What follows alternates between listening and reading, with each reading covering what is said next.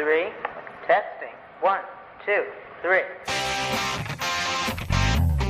Hey, hey, hey, it's Bud and the Manchild. Hey, hey, hey, it's Bud and the Manchild. Hey, hey, hey, it's Bud and the Manchild. Hey, hey, hey, it's Bud and the Manchild. Bringing you the best in sports, talking about the ups and downs. Take it to a higher level, turn up the sound. Hey, hey, hey, it's Bud and the Manchild. Hey, hey, Hey, Mookie's digging it tonight, today on a old theme song, maybe. Today's broadcast, by the way, brought to you by our friends at Box Drop Syracuse. Welcome aboard. It's at MC Show Digital, a.k.a. The Manchild Show with Boy Green Digital. Mookie's in the house. He wanted a little face camera time here, Boy Green, so I figured I'd give it to him. I'm going to put it down on the floor here. It is our Brunch with Bud, our Tuesday segment, and we are very excited to bring him aboard here on a Tuesday. Let's welcome in the one, the only, my former partner, Bud Poliquin. Good day, Bud. How are you? Good morning, boys. How are you? Rocking and rolling. We're ready Doing to go. well, pal. Yeah. I'm not alert. I'm not into what time it is in my retired state. Yeah. Is it morning? Is it afternoon? Good day, I should say. Good day. Good day, everyone. Good day. Good day. Yeah. Good day. Yes. All right. But to be honest, Bud, does it really matter for you? No, it does not. Reimagine your life. Yes, When in everyone your says, reimagined world, does it really matter anymore? That- Not that's my what- word, it does not matter. No. and Bud, that's really what I want the answer to be next time. When someone in the streets goes, Bud, or whoever you are, you got the time? You're like, it doesn't matter. No, I don't care. I don't. And they're like, I oh, don't. Doesn't matter. all I know the day. I won't know the time. Okay, fair enough. Fair enough. Fair enough. All right. Well, look, many topics to get to. Let us kick it off by starting in the baseball world. We've kind of hit, it's not the halfway point, but we've hit the All-Star break, and I want to talk to you about performances of some teams. I always love to start with the New York team, so let's take your pick, Bud. But Mets or Yankees, are they where you thought they'd be? Give me an assessment of both the Mets and the Yankees here at the All-Star break. Well, we're roughly 100 games into the season, so we're definitely past the halfway point. The idea that this is the halfway point is, just not right. We got 65-ish games left per team. And dare I ask you, as the elder statesman, was the All-Star game ever at the midway point? Because this thing shifted and moved here. I don't remember, but there used to be 2 All-Star games, remember, 2 each year. So I don't know if that was at the 1/3 mark and the 2/3 marks. I don't even remember this stuff. But I don't know, halfway point, it's they say it, but it's getting late. It's getting late. There's 65-ish games to go. And teams like, Baltimore and Atlanta, they're in big trouble. It's not the halfway point. And people have big leads. They could start really sort of like Detroit. Getting away. And start thinking about, okay, how do we line up our pitching rotation for the postseason? So anyway, Yankees, Mets. I thought the Yankees would be in a better position than they are.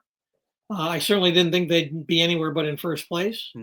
But you also have to remember that they were going pretty well. And then they hit a rough patch, and they are where they are. I think the rough patch has put them where they are. I think ultimately they're going to win the division, and they're going to be a dangerous team to play in the postseason. I won't say they'll be a difficult out because they strike out a lot. And if you don't pitch to Judge, and I wouldn't, they really they can be beaten. But I don't think they can be beaten over the long haul. I think they're going to be in fine shape before it's all over. The Mets, it's kind of amazing that the Mets are doing as well as they're doing when Soto is going to be their messiah. And he's been good. He's been good, but he hasn't been, Juan Soto. Yeah. So they're about where I expect them to be, and I think that's going to be a tougher out, I think, in the playoffs than the Yankees will be. Now, those may be famous last words. I think the Mets have a better chance to go further than the Yankees. Any shock surprises? Are there any teams in it that you didn't think would be in it? Are there any teams out of it that you thought, oh, come on, this is a contender here? Well, everybody's going to point to Baltimore and Atlanta being teams that should be, in the playoff hunt, and they're not. And I don't think they can. I don't think they have enough time, and I think they've got too many things to overcome to actually get where they want to go. So that's an easy one. Which teams should be there but are not there? Baltimore, Atlanta, Arizona. I think is a disappointment. Yes, People thought they were going to be better. absolutely. For some reason, people had San Francisco as a threat. I never thought so. Looked like it early, but Yeah. didn't last. I don't. So that doesn't surprise me. Is my point. On the American League side, I think a lot of people are surprised by the Milwaukee Brewers. They're a game or two out of first place, and they look to be just like a bunch of guys, but they're playing pretty well, and they're managed by Pat Murphy, Eastwood's own, CBA's own, Lemoyne's own for 3 weeks or so, Pat Murphy, and that's a surprise. The one team only a game behind the Cubs right now as we hit the break here, 56-40. So they are, and they've won 7 in a row coming into the All-Star break.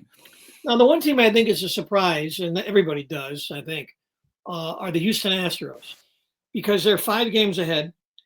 And they really, if you look at their lineup, it is a pedestrian lineup and has been a pedestrian lineup since opening day. Alvarez basically hasn't played all year. We know they lost Tucker. We know they lost Bregman. They are playing a kind of an over-the-hill second baseman in left field in Altuve. They're playing a rookie third baseman in right field in Cam Smith. They're playing a guy in center field. What's his name? I forget his name. But anyway, just kind of a guy in center field. They've got a guy at first base who's having a horrible year, Christian Walker. I don't get it. They just are not that impressive offensively. Their lineup is pedestrian. Their pitching has been extraordinary. And here they are 5 games up. I don't think they're for real. I don't think they're going to win the division. And I don't know if they're going to make the playoffs. The caveat is Alvarez could come back healthy and start carrying them on their back. The caveat is the pitching staff could get healthy because they got a lot of guys coming off injury list. But right now, this team, I think, is a massive surprise and is in a place it shouldn't be based on the lineup that they trot out night after night after night. Bud, let me go back to the Yankees for a second. Aaron Judge became the fastest to 350 home runs, doing so in 1,088 games. After the game, he's asked, "Oh boy, fastest 350 home runs. What do you think?" He's like, "Yeah, I would have preferred the win." And he says that. So, Bud, as a baseball purist, you like the cut of that guy's jib, huh? I'm sure anybody who doesn't like him really, something wrong with anybody who doesn't like the guy. First of all, he's a massive talent. As I've said, how he is so good with such a large strike zone amazes me. That he's done something that nobody else has done in the history of baseball, getting 350 ahead of everybody. Yeah. Phenomenal. That these guys, they all go to the same school of blandness. They all say, is that the Derek Jeter school of blandness? Perhaps. The idea among the most bland. Whatever. The first thing that out of his mouth is, I wish we won the game. Well, sure, I get that, but it seems to be like a prerequisite to all interviews that you mourn the loss, you celebrate the victory, and now let's talk about whatever you folks want to talk about. And I like it. It's nice. I just don't know how genuine it is. It's just like when these guys, if the Colorado Rockies on Thursday, Friday, Saturday win a game on their last at bat, they all charge out of the dugout. They're jumping around like crazy, having a great old time. And to me, it's just theater. I mean, no, the idea that people are charging onto the field every time they win a game in their last at bat, despite the opponent, despite where they are in the standings, and they all act crazy. It's like, I don't get it. So it's a little thing. If he wants to say, the loss was more telling tonight than the home run, God bless him. I don't know if that's what I need to hear. So, Bud, you mentioned that, a lot of, and it's not just baseball players, there's a lot of athletes that go to the 101 of bland, and yes. they give you the politically correct answers, the hoopla, and all that jazz. As one of the most decorated interviewers of our generation, I ask you, Bud, what was if you were sensing, right, you're doing an interview with someone, you're getting bland, you're like, okay, enough's enough here. What did you throw out as an interviewer to see how can I either let their guard down or try to increase the spice? What was your curveball pitch there, Bud Poliquin? This harkens back a little bit to the conversation you folks had with Jim Boeheim when I was gone. Did you enjoy that? Yeah. Well, I didn't hear it because I was out of town. I was, right. I was During our final week on the radio, you told me. I wasn't there. Jim Boeheim farewell interview. Yes. Well, the interview, just to explain, the interview does exist forever on our YouTube. Yes, it you does. could have gone back to see or listen. You actually could go watch it on the channel. I mean, it is there. If you had a clue how to do it. That's probably true. So what I'm going to say might be completely unfair, but I think I was told that, I had said in a previous interview that when I came to Syracuse, I thought, based on my experience out west, I thought that there'd be a different relationship from the get-go with me and Jim Boeheim and me and Jay Cronhamel, specifically. And I found that wasn't true. And I, excuse me. As Jim Boeheim confirmed in our interview. Yeah. But I think he said something what like, the heck did Bud think? We were going to be out playing golf together? That's what it, me? Right. Something along those lines is what he said. And I never meant to imply that we'd have a regular weekly golf date. I never meant to imply that we'd be going out and get pizza on Friday nights. What I meant to imply, because I think I said it, is that I thought there'd be a different kind of relationship. And Jim Boeheim, I think, said something like that. Nobody does that. And I got to thinking, just because Jim Boeheim or Jim Boeheim's universe doesn't include that kind of stuff doesn't mean that nobody does that stuff. Because after all, we are talking to the guy who was sitting in the general manager's office of the San Diego then Clippers, right. While a trade was being proposed, the entire team for Julius Erving, Dr. J. You were in the room with the GM and the coach you, three people in the room, right? The owner, the GM, general manager, the head coach, and me. Nobody else. And they're on a speakerphone. Welcome to the good old days. That's it. They're on a speakerphone, and they're talking about trading Julius Erving to the San Diego Clippers for the entire roster. Right. And the Clippers were offering their entire roster to bring Dr. J out to San Diego. Yes. It never happened, but I wrote about it the next day. So you can look it up. It was a legitimate story. But how did you frame that? So you were obviously entrusted by those folks to be in that room. That does not happen in today's world anymore. And how did you not betray that trust and write that story? Did they expect or want you to write that story? So had that, give us a little inside the journalism here, going all the way back to those days. That's a long time ago, but it's pretty cool. Yeah, I seriously don't remember who said what about what could be written or what could not be written. So I don't know if there are any rules or regulations that either I followed or I didn't follow. I truly don't remember that. Were they upset with you that you wrote about it? I don't remember anybody. Not that you remember. Not that you remember. It was, again, I hate to sound like, the old goat, the old dinosaur from a different time, but I am the old goat and the old dinosaur from a different time. Yeah. And again, when Jim Boeheim says, oh, nobody does that, i.e. play golf, dare I say, grab a bite to eat. With a beat reporter who covers the team every day and comes from a bigger market and should have been brought in with, had a little je ne sais quoi, dare I say, and was not treated that way. Yes. I was not the beat person. I was the columnist. A little different role. Okay. And for him to say, well, nobody does that, he didn't do it, maybe, although I'll bet he did with certain columnists he liked. Maybe people in his circle didn't do it. But where I came from, if you had a certain level of gravitas, which maybe Boeheim didn't think I had, which is fair. You can think. I don't think he did. I think that's an irrefutable fact at this point. Well, and that's fine. But he can't say with accuracy, nobody does that. Nobody plays golf with columnists. Nobody. I could go chapter and verse with the people who I did things that Boeheim says people didn't do.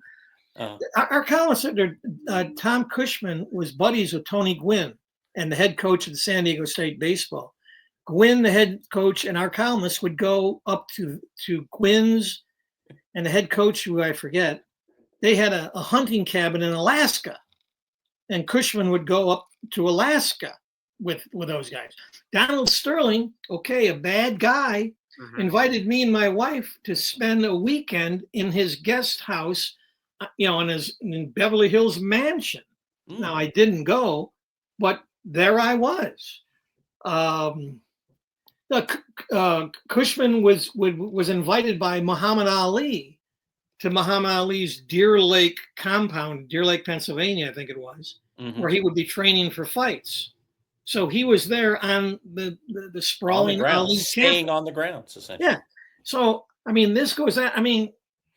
Again, I don't want to be boastful, and I'm not, so I won't carry on. But I've had a lot of interesting lunches, breakfasts, dinners, private things with a lot of people, not including Jim Boeheim. I've never broken bread with Jim. Well, I've been in his office while he's eating lunch.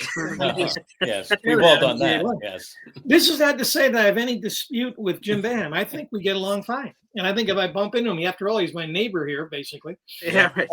I asked him during that interview, has he bumped into you in any of the stores? The grocery store or something? Right? He basically said that he's not down there that often. So obviously he's living in more than one place. Yeah, and he says, I'm just kind of down there in the summer and intermittently. The kids love it down there, but, Sure. So the rumors are not that he's a completely, a Skaneateles guy these days. Yes. The only point here is, and this is not any kind of scuffle with Jim Boeheim. It's just that when he said, apparently, and I may have it wrong, play golf with Poliquin, why would I do that? Nobody does that. He's wrong.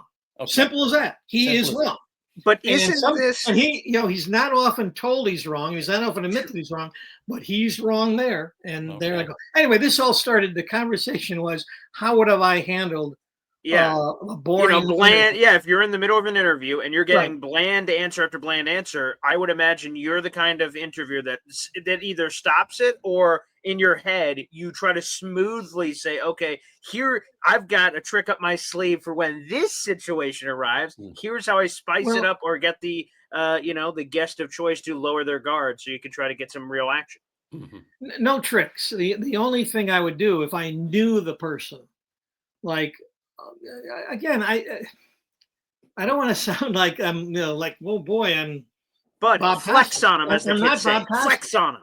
Come on. It's okay to flex. Just flex already. Come on, flex. I'm not Stop Bob qualifying everything and just flex. flex. For God's sakes, this is the internet. You can drop an F-bomb if you want. Flex! Flex, man! Flex! Okay. I'm not any kind of a big shot, but my job allowed me to talk to big shots.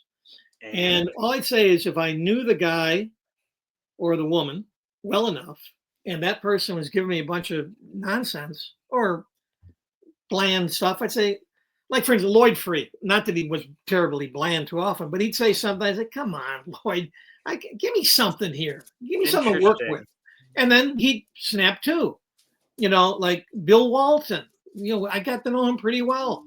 And if he said something that was like, come on, I'd say, come on, Bill, come on. I'm trying to get a story here. This isn't helping me. Stuff like that. But there's no trick of the trade for someone, like, because I imagine you have a lot of interviews in your history where you're interviewing someone that you've never done an interview with before. What's your trick for that situation?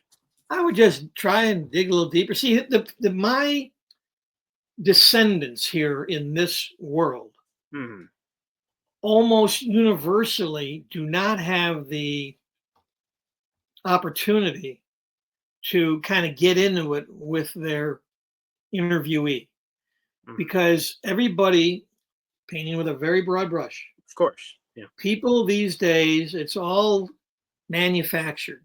People sit at a table in front of a microphone speaking to a room full of reporters. Sure.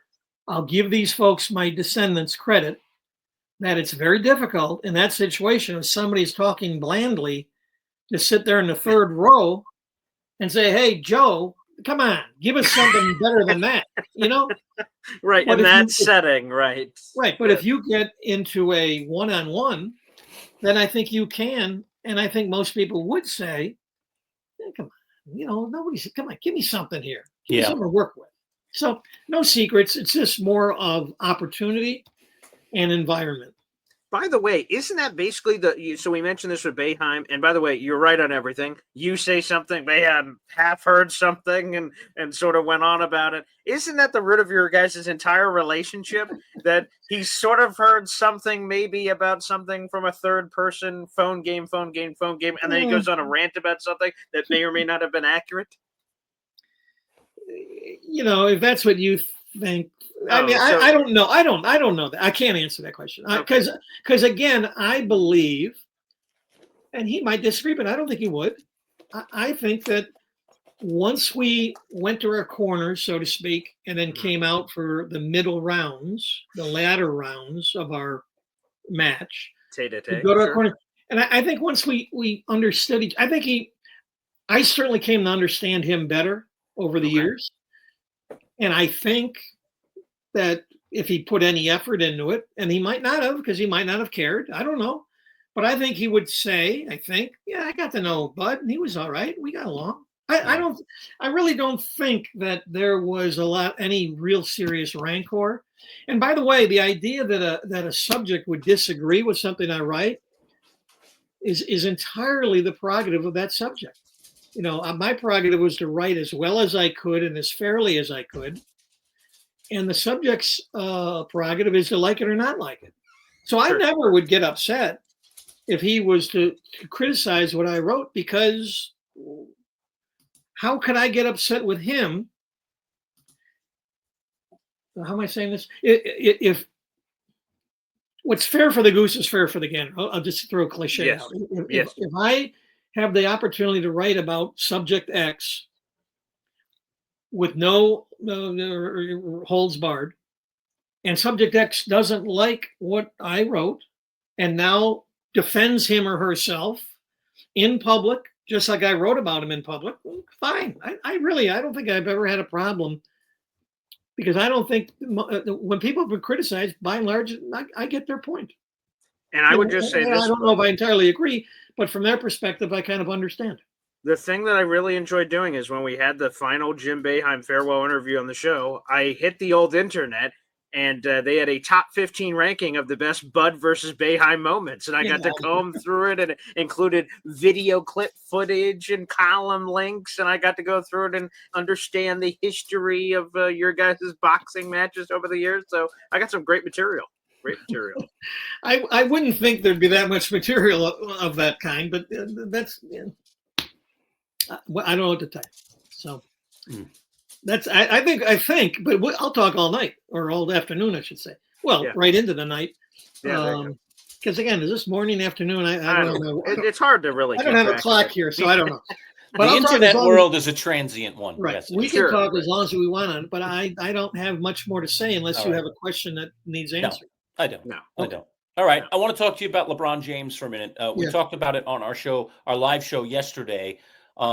So in your mind, do you think there's really any there about LeBron wanting one more ring, wanting to get out of LA? Is this just all media noise, or do you think that there's something really here, and that LeBron could, dare I say, at some point this year or next year be playing for someone other than the Lakers?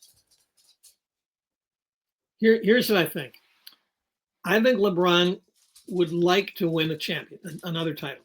They all want to win one more. He's no different. But I think he likes money more than I think he likes his $52 million salary more than he likes the quest for winning a title.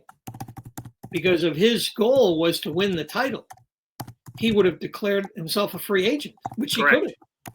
And he would have been able to sign with anybody. The best team, the most championship quality team, likely would not have gotten $52 million, but he might have gotten $40 million. So I think that if LeBron was serious about these rumors that, maybe he's forcing a trade, looking for a trade, wanting out, etc., looking for that championship, it doesn't follow that you would sign with the team to guarantee your $52 million or whatever it is, and not say, well, look, I'm looking for a real championship opportunity, so I will declare free agency, and maybe I sign with the Lakers and maybe I don't.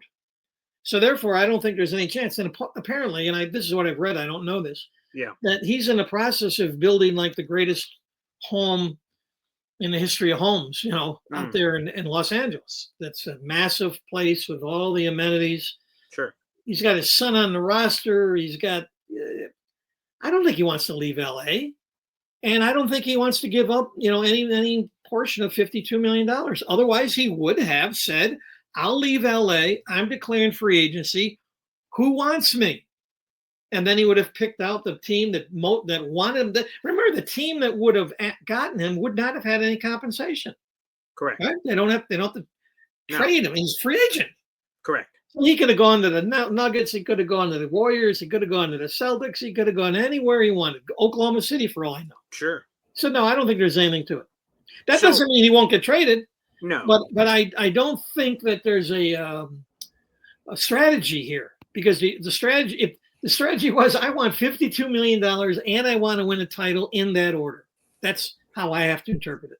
So how do you handle that as a media member, right? Because, sometimes when we see players chase the bag of money, well, then you can't then turn around and go, geez, championships, what's going on here? Well, you're the one who chose the bag of money. So you have to have the consequences of the action. I don't feel bad and LeBron obviously is a very unique case. He's got 4 rings on his finger. So, things have been going pretty well in the LeBron camp. It's not like it's 0 versus 1 of the choice of decision, but I'm sure that putting it in another ring and joining like the Tim Duncans of the world and the other 5-ring club would be very compelling to old LeBron James there. But that's the thing that I don't get as a media member. If you make this decision, LeBron, fine, but you can't turn around and be complaining about championships later. You gave up your ability to complain when you opted into the $52 million. Yeah. The answer to your question is that I would approach it completely differently. I would have been alone. I'd be a lone wolf, and people would either like it or hate it. Because I basically say what I just said, that this is a null and void story as far as I'm concerned, and here's why. Mm-hmm. And secondly, I would say that I clearly, if he wins a 5th or doesn't ever win another, he doesn't change this much in my perception of him as a ball player. Really? He's a great player. He's one of the top whatever, I'm not going to say he's the best player. I'm not, Kareem Abdul-Jabbar, I think, is the greatest player of all time. We can argue that or not. I don't care. But what you can't argue is LeBron is in the top 3, top 5, top 10 for sure. Whether he wins another ring or not, why would anybody be so shallow? And I might be talking to 2 shallow guys. But well, thank you. Why would somebody be so shallow as to think, now that he's won 5 rather than 4, now he moves up higher in the pantheon? So what's your bar? 6? Is it the Michael Jordan? If he gets 2 more, then it's okay, but 1 isn't? I'm not that guy. You're talking What do to you the mean wrong you're not guy. that guy? I'm not a ring guy. This guy is a great player. If somebody wants to argue he's the greatest player of all time, I won't argue vociferously, but I wouldn't agree. But so what? He may be the best player. 2, 3, 1, whatever your number is. Does it change anybody's idea of how great he is, whether he walks away with 4 or 5? That's insanity. I think it changes. I think he's the one that seems. Yes, I'm not talking about. He perpetuates that in a lot of ways. You're right. They all do it. They're crazy. See, I'm not crazy. And I think the people who are involved with 5 versus 4, it's insane in context. We got real insane people out there in America now. But in context, I don't understand how anybody with a straight face can say, I'll think more of him as a player if he wins 5 versus 4. All right. So Ernie Banks wins 3 World Series during his career. By the way, for those of you who don't know, Ernie Banks did not win any World Series championships playing for the Chicago Cubs back in the day. Ernie Banks is no different player than you see him today. Or if Dan Marino wins, let's just say 2 who I was gonna bring Super up. Bowls, okay, Yeah. is Dan Marino is the same You're exact player right. to you. That's what you're That's saying. No, I'm saying what you're saying. I don't know that I buy this. I'm just Your saying boy- this is what you're saying. Yaz didn't win a championship. Is he a better player if he wins a championship? Is Joe Namath the same with the championship or no championship there, Bud? Joe Namath is different because not as a football player, Zach, because if you look at his numbers, I'm not going to say he's a mediocre quarterback. Well, he's a completely overrated quarterback. You look at his numbers; he's completely overrated. But the Joe Namath was never just a quarterback. Mm-hmm. He was a thing, and yeah, his thingness is connected entirely to winning that Super Bowl. That one championship. If he doesn't win the Super Bowl, he's not Joe Willie Namath in the way he is now, because he just wasn't outlier that good. To the conversation. What's that? So Namath is an outlier to this conversation. Yeah. There are exceptions or rules. He might be the most glaring exception to my rule. I really don't, that we should judge people by their championships. We should judge them by their day in, day out quality, the arc of their career.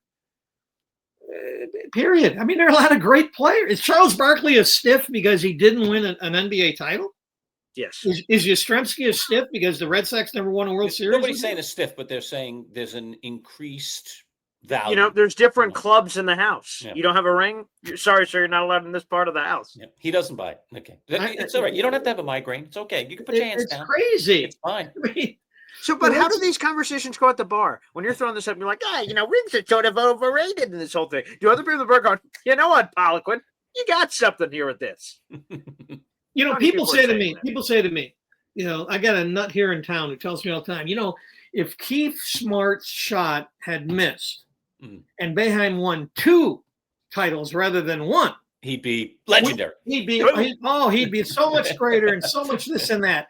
And I said, that's insanity. On a jump shot, one kid's jump shot from the corner is going to change people's perception of Jim Boeheim, head coach. Bingo. That's insane. Yeah, Don't get me going. You already have. Insanity does exist out there, Bud, and we're just living in it. It's crazy. It's crazy. Yeah, there is a lot of ring chasing. By the way, tonight's broadcast brought to you by our friends at Box Drop Syracuse. Let's just take 30 seconds and find out a little bit more about our friends at Box Drop.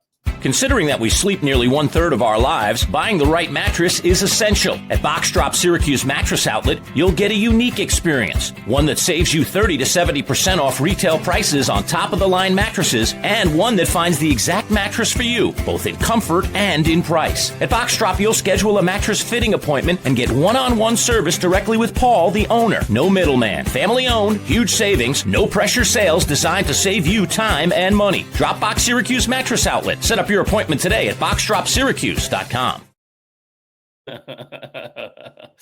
Oh boy, look at that. Nice See? work. See? Well, what's this now? It's a Super Bowl III ring, but I'm not sure if. Yes. Some championship hardware, pal. Not sure if you're getting a good look at that one. Yeah, we're getting a good look at it. See the diamonds there. Nice. Yeah, it's wonderful. And look, I really can't say more than I can name you 20 people who never won a championship, who had long and illustrious and glorious careers. Not that glorious, it sounds like, but go ahead. And the idea that somebody would diminish the career, especially in a team sport. Now, we can have this argument, and I would get it if we're talking golf or tennis. But when we're talking team sports, and you're going to tell me that you're going to hold hostage a member of a team because his team didn't win a championship? Come on. I think we can argue this in golf and tennis. How many championships did Joe the golfer win versus Bill the golfer? Okay, that's a fair barometer. But you can't tell me in a team sport that you're going to diminish somebody's legacy. I've got simple advice for those. You mentioned some of those players that have not won a championship. It's simple. It's 2 words. Do better. Okay? Do better. No, yes. What you mean to say is have your teams do better. That's what you mean to say. Skip out of town. Leave them high and dry. Scrape them off. Played on better teams. Well, but he could have left. She could have left. Go to a new team. Boy. Yaz couldn't leave. There was no free agency back then. Sorry, pal. Born in the wrong century, pal. Marino, could he have moved on? I don't know. I don't even know. I think he had it at the back end of his career when free agency opened up. So he had the last 5 or 6 years he could have. Anyway, boys, what else we got? Because you're not going to move on this, and I'll never. No, you two guys are polar You opposites. love And look that, at me. bud. I'm in the middle. I don't know what to do. I'm know. in the middle. You know. Just look out. I don't know. I'm a little. I see benefits in both of your arguments. So whose side are you picking? Like I said, I'm sitting in the middle. What are you Which running for one? office? I'm sitting What are you running for literally office, in the pal? middle of this picture. I'm in the middle of this, and I'm staying in the middle of this. That's fair. You can. I am not taking a side. I am just. By not taking a I'm stand, enjoying the debate. by not taking a stand, you're voting against me, and I will dismiss you as a result. Oh, that's not true. I would accept that vote. I Thank you. didn't say that.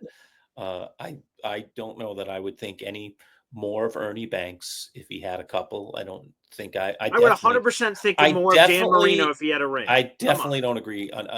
See, and Marino's a good example for me because there's just no way. Marino was incredible, and I will always think of him as incredible despite the lack of a Super Bowl. Not to one, he didn't win it. Lerch, name your Mount Rushmore quarterbacks right now. Marino's not on the list, is he? Tom Brady. Championships, nice. He has 7 of those, right? Okay, next. Joe Montana. Oh, he's got 4 of those rings, doesn't he? Oh, interesting. Okay, who are the next 2? Peyton Manning. Oh, he's got 2 of those. Okay, nice. Dan Marino. Oh, you just did that because I said it. You didn't even have him in there. Come on, man. I am very comfortable with Dan Marino being my fourth. See, now you're pulling the president Bud's thing on the mount. When we have these conversations, and Dan Bud's Marino. like, "How about this? How about this? We get 10 of the best pitchers. You get 5, I get 5. Let's play the game. Come on." Well, let me ask you this, okay? Because I would not put Elway in front of him, and Elway has 2. Okay. So you tell me. I honestly, I'm actually answering the question honestly, even though I was toying with you a little bit, but not really. Tell me who I should put on to take Dan Marino off. Brett Favre. No. Next. Aaron Rodgers. No. Next. Well, you already kicked John Elway out of your club for some reason. No. Next. Steve Young. No. Next. Okay, let's go with our buddy Warren Moon. No. Next. Oh, that's disrespectful. Dan Fouts. Dan Fouts. Great choice. Next. I would Johnny Unitas. Unitas is a consideration, but it's the another time the stark difference in their statistics would probably make me lean Marino just because they just don't compare statistically, as you know, Bud. Bart Starr. That's who I was going to go with next. That's a tough one. I mean, again, Starr is really before my time. So, I mean, I never even got him, seen, video, but that doesn't justice. So, what about Y.A. Tittle? Unless Starr was so unbelievable, I would have to. But I don't believe that to be the case. Otto Graham? Despite the championships. The lesson learned, first of all, Y.A. Tittle. Yes. Would be the winner of the greatest football photograph ever taken. Oh, yeah. So anybody's not seen that picture, him on his knees, bloody. Yeah. The guy looked like he was 57 years old. He might have been 34. I mean, it was amazing what an old man How he about looked. Captain America, Roger Staubach? Does he make your list? Well, the lesson where you should be learning. No, it's not on here, my Mount Rushmore. No. What do you hate America? Not over He Dan fought for Marino. our country. The lesson. This litmus test is really going well for me because there's not a guy that I feel bad about that you mentioned that I would put on instead of Marino. So I honestly think that Dan Marino is the 4th guy on my Mount Rushmore of quarterbacks. No, until someone unseats him. Maybe it's going to be one of these guys today. I'm sorry, but go ahead. The lesson that Paul should be learning, Corey Green should be learning, is that your Mount Rushmore, whatever it is, wonderful, cool. Patrick Mahomes. You can go the 2nd string Mount Rushmore, the 3rd string Mount Rushmore, and guess what? The 2nd stringers and the 3rd stringers could beat your 1st stringers. No. Oh, yeah. Oh, yeah. Patrick Mahomes, Lerch. Answer that with Patrick Mahomes. We didn't even put him on there. He didn't even make the 3rd string. Because it's an incomplete career. You know me. Incomplete. For years we've talked about this. I will not put guys on these massive lists, these all-time lists, until they are done playing. When he's done, He might be the guy that could remove Might be. Marino. Come on, Lerch. If he He gets might be struck the by guy. a meteor, his carcass is being dragged to the Pro Football Hall of Fame to be buried on the front steps. If he Okay. stops, I know that, but if he stops playing tomorrow, I would have a hard time taking Marino off for him. Right now, at the moment, Oh, right this Now, moment. let me say, Give him a couple more years of production. Okay, then maybe we might be talking differently. this Bud. is the fun/stupid part of sports. Yes. And then we're arguing about, Mhm. goofiness, which is great. Drew That's what Brees. sports is about. That's what sports is about. But so long as we're going to argue, again, I think the point being made is there's no such thing when you talk about these are the Terry four best. Bradshaw. These are the four best quarterbacks, the two best quarterbacks, the four best pitchers. There's no such thing as such a limited list. Sammy Sure. Baugh. There aren't four great quarterbacks, and then the rest of them start down there number 5 somewhere. Jim That's Kelly. crazy talk. Same with pitchers. So Ben Roethlisberger. He's just naming random Phillip guys Rivers. to try and get Marino Kurt off my Warner. list. Air McNair. No, Come on, man. no, Doug Williams. no. What about some No. Doug Williams action? there's been a lot of great quarterbacks, and the number is greater than 4. If Lenny Dan Austin. Marino played today in today's passing NFL, I believe he would be the first guy to pass for 6,000 yards Oh, and the first guy to throw 60 touchdowns in the season. That's how good He's he done was, what? Boy Green. His Achilles was That's blown. how All right, good here's a he question. was. Now, this may be in conflict with what Mr. Lerch just said. Okay. If the 17-0 Dolphins 1972. were picked up and put in this NFL today, what would happen? They'd go undefeated, baby. They wouldn't make the playoffs. Yeah, That's they what probably would happen. wouldn't. Yeah. They would Oh, not make the come playoffs. on. They would. You guys Come are on. ageist. You guys are ageists. Okay. And it's disgusting. We're ageists. We're ageists. That team was great for what it did when it did it, but that team Oh. would not make the playoffs in today's NFL. What team gets talked about more than the 1972 Dolphins popping the bubbly every year? That's not what I'm saying. I'm saying You're putting disrespect on their name. That's what you're saying. that their talent level, the size and the speed of that team put in against the size and speed of today's NFL, not only do they not make the playoffs, they don't have a winning record. In Oh, a 17-game season, there might be 7-10. oh okay. And they'll drink to that. Yeah. Well, All again, right. Well, I yeah. guess there will be further arguments down the road. Ken the Snake Stabler, Pretty good player. Norm Van Brocklin, You're naming a Pretty lot good of wonderful players. Joe Namath. How does Joe Willie Namath not make the list? I already said it. Look up his stats, Yeah. and I that'll don't answer need that to. question. It's I don't heresy. need to. Heresy. Look at the number of touchdown passes versus interceptions for Joe Namath. That's That'll irrelevant. answer that That does not matter. That's irrelevant. Mr. And- Jets got to and- protect his and precious Jets. I don't go know there, if bud. his teams. First of all, he had a losing record. I don't know how many of his teams had a winning record. Whoa, whoa, whoa, whoa, whoa, whoa, whoa, whoa, whoa, whoa, whoa, Look it up. whoa. Wait a second here. So all of a sudden now wins are a quarterback. Winning stat? matters. Winning now matters. But you I should never said winning didn't shouldn't have matter, done that. guys. Come Okay. on. Well, don't you put said words in rings my mouth. didn't matter. Okay. I didn't. But I rings never, and winning are kind of down the same path. So Okay, you're on Bud. very shaky ground here. It's very But shaky. he had Very a few shaky. more. He had a few more interceptions and touchdowns. He kept the fans into the games. How can you not respect that? Oh, mama. Well, the Come on, Savannah man. Bananas keeps people in the games too. Does that There you make them go. the Hall of Famers? There you go. Oh, boy.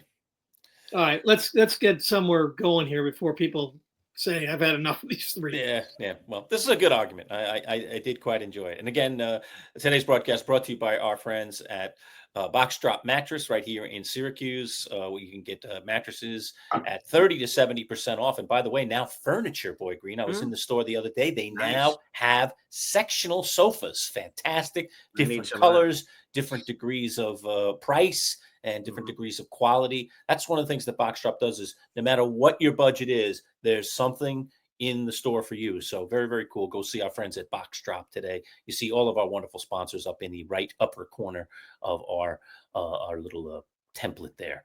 Quick All right, question Bud. on Yes. a quick question on Boxstrap, real quick. So you're Mhm. saying that we could go to Paul and we could give him our specific qualifications, and he will be able to answer the bell for those. Say that again. What? So I can come to Paul and say, hey, here's what I'm looking for. Price, this, Yes. that. Oh, absolutely. I could give him all of those things, and he could give me exactly what I'm looking Yeah, for. he'll probably give you 2 or 3 options for what you could purchase. Great. So if I go to him and say, hey, I want a Mount Rushmore of quarterbacks with each of them having Super Bowl representation, he'd be able to provide me a proper list, is what you're saying? I think he would. And I think he'd Okay, likely good. put Dan Marino Just without never know. any rings on his list, he would just not. like I did No. as the 4th member of that Mount Rushmore. Let me just, who's the guy, the not stiff, but the unremarkable quarterback? I'm losing it. Who was the guy who won? Dan Marino? No. Trent His- Dilfer. Who? Brad Johnson? Trent Dilfer. Trent Dilfer. Legend. He won a Super Bowl, Mhm. correct? Super Bowl champ. Yep. Yes. Yeah. Baltimore Ravens. Yep. Right. Now, according to you, I guess Dilfer deserves more respect than Dan Marino and Dan Lerch. Did you consider him for that 4th spot? I did not. Brad Johnson? So he would say that Dilfer is legendary because he has a singular ring. That 2000 Ravens team is one of the most famous teams I in don't NFL think- history. I don't think he's so bat bleep crazy, Bud, that he would say that Dilfer and his 1 ring are better than Dan Marino and his 0. You're not saying, are you, Boy Green? Okay, you say that, and we're going to really lose our, Patukis here. Yeah, he's not saying that. He's not that crazy. yeah, okay. As Trent argumentative Dilfer and as he Dan might Fouts, be, as disagreeable Dan as he Marino. might be. Yeah, You're right. Dilfer's better. Let's not. Come on. Let's All right. not nonsense. Yes. All right. You got anything else from Boy Green? I'm as they say. Oh, well, here's the other thing. I mean, Yeah. but I'm sure you saw the news this week. Garrett Bleepin Wilson just got yeah. $130 million, Talk about this. baby, Yeah. from the New York Jets. They're Yep. retaining their own former Ohio State product, Garrett Gosh darn Wilson. You know how Best receiver excited in he gets football. about this stuff, Bud. This is very exciting Super stuff. Bowl time, baby. I Yeah. will say this, and I will say this about it. Okay. The Jets are doing what I think a lot of smart teams are doing these days. When they recognize a player is at a certain level, let's just say great or good to great or very good to great, the sooner you extend, the better. Pay 'em Because in early. the end, as gross as it might look at the moment, it will be saving you money in 2, 3, and 4 years down the road. That's the new world. And the Jerry Jones, let me negotiate forever and wait forever, has done nothing but cost the Cowboys tons of money. And I offer you the example of Dak Prescott, who should not be making the kind of money that he's making as a quarterback. As good as he might be, it's insanity that he's getting paid over $50 million a year to quarterback the Dallas Cowboys. And that's all because they waited. Wait is a bad idea. If indeed you recognize a player's greatness and you want them in your organization at least semi-long-term, if not completely long-term.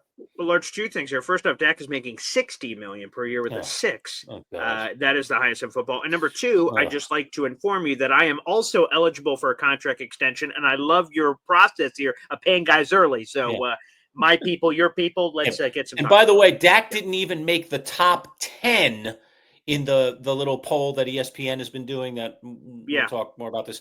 The poll that ESPN is doing on the top position players, right? That's scouts, coaches, and front office league people. executives. Okay, league executives make voting. So this is not just fans. This is not just crazy media people, right? Who have an agenda, work in a particular market. This is This is a league-wide thing. It's just a poll. I get it. It's worth the paper it's written on.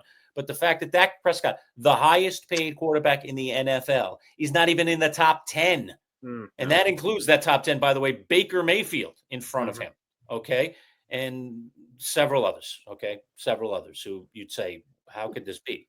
All right. Go ahead, Bud. I'm sorry. Well, speaking of, the stupid money that no normal person, even people who are down the road from normalcy, that is going upwards, can understand what's going on with the salary. I mean, Booker with the Phoenix Suns just signed for $73 million a year. Yeah. And they said that Jokic, if he extends with Denver at the end of next year, I think it is. Yes, right. If he waits, right. He'll get $80 million a year. A year. And at one point you just say, well, is there a ceiling? Yeah. And where's the ceiling? Will people be making $100 million a year? And the answer must be yes. Inevitably, right. I saw that Kyle Tucker really nice player. Supposedly he's a $600 million baseball player. Yeah.